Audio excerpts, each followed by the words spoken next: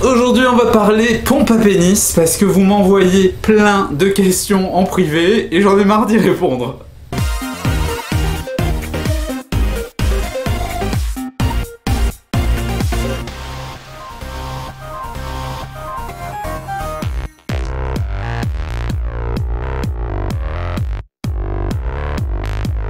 Hello! Comment ça va bien? C'est Jérémy de Monsieur Jérémy. Bon, j'espère que vous allez bien avec ce confinement super intéressant et super agréable à vivre. Bref, aujourd'hui vous l'aurez compris, je voulais faire un tuto où on allait parler des au moins 5 points, il y en aura peut-être plus, tu sais comment je suis, pour acheter une pompe à pénis. C'est une sorte de guide d'achat. Premièrement, ce que tu dois faire, c'est bien comprendre à quoi ça sert. Une pompe à pénis n'est pas faite pour te rendre une bite comme as du jour au lendemain. Ce n'est pas vrai, ce n'est pas possible sans chirurgie. Je suis désolé de te le dire. Par contre, une pompe à pénis, ça peut te procurer de la sensation sympa, te faire un effet gros paquet, notamment même sur le long terme ou sur le court terme. Ça peut t'amener du plaisir et ça peut même être mis comme une sorte de chasteté, entre parenthèses, pendant un plan.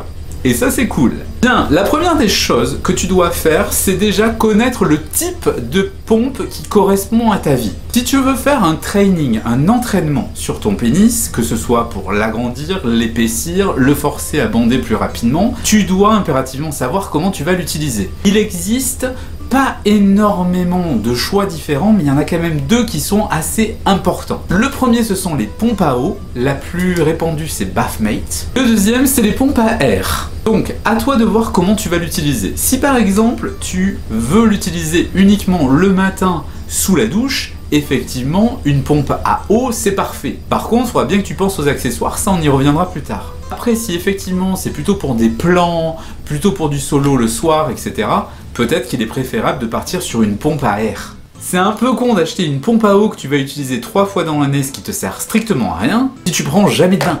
Moi je dis ça, je dis rien. Ensuite, fais attention lorsque tu achètes une pompe à pénis à la puissance. N'achète pas un truc super cher, super puissant si tu débutes et qu'au bout d'une semaine, tu l'utilises pas. C'est couillon.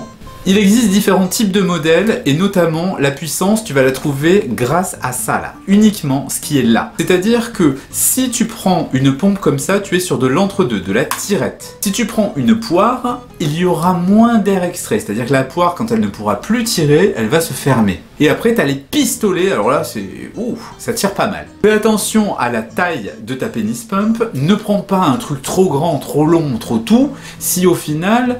tu ne le remplis pas, c'est ridicule. Pareil, ne prends pas trop petit parce que c'était moins cher. Il faut vraiment que tu choisisses, on va dire idéalement, là elles doivent être à quoi? Elles doivent être à 18-20, tu vois. Alors si tu as un pénis qui va à 16-17, ça peut être pas mal.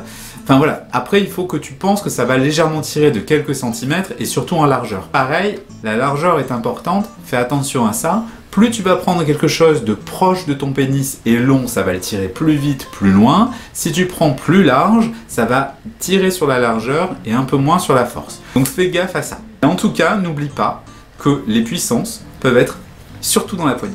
Autre chose importante, quand tu achètes une pompe à pénis, pense à comment tu vas la nettoyer. Je te montre un exemple. Cette pompe-là, c'était vraiment mon coup de cœur et je ne voulais pas présenter sur la chaîne simplement parce qu'elle s'est cassée au premier essai pour une raison toute simple. Elle ne se démonte pas et c'est une version électronique. Sous-entendu, quand j'ai voulu nettoyer le tube, l'eau est rentrée dans le moteur et ça l'a grillé au bout d'une semaine. Et c'est couillon, parce qu'effectivement, qu'est-ce qu'elle était belle cette pompe, c'est vraiment dommage. Donc quand tu achètes une pompe à pénis, regarde bien que le moteur puisse s'enlever, notamment si elle est électronique. Vérifie bien que tu puisses tout sortir, chaque pièce, indépendamment pour pouvoir les nettoyer. Normalement, quand tu as des petites pompes basiques, j'en ai déjà présenté sur ma chaîne, tu peux faire ça, tac, enlever le moteur. Sur celle-là, c'était pas possible, il était soudé. Perdu pour perdu, vu qu'elle était morte, je me suis dit je vais la terminer pour la vidéo. Si tu achètes des pompes comme ceci, tu peux voir qu'effectivement, là on peut tout démonter. Tu as d'une partie la poignée, après tu as également le tube et le cylindre ainsi que la base. Donc ça c'est génial parce que ta poignée généralement elle a des ressorts en métal, donc si tu mets de l'eau, voilà.